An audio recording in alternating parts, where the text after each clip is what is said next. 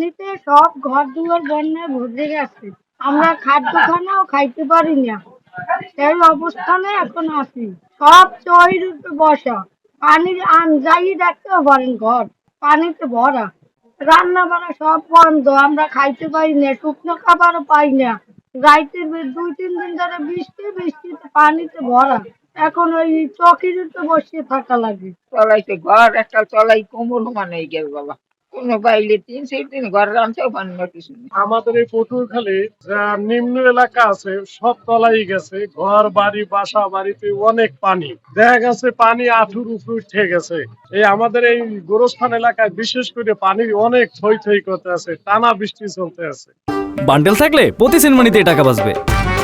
বিকাশ send money bundle কিনে জিতুন প্রতি লেনদেনে। 4 দিন যাবে বৃষ্টি, এখন এই বৃষ্টিতে গাড়ি চালাইতে পারি না, সবকিছু বন্ধ, পানি চলাই গেছে রাস্তায়, খুবই অসুবিধা আছে। প্যাসেঞ্জার তো অনেক কম, মানুষ নামে না ঘরে ঘরে, পানিতে চলাই গেছে, যার জন্য বাসায় কোনো নামে না কেউ।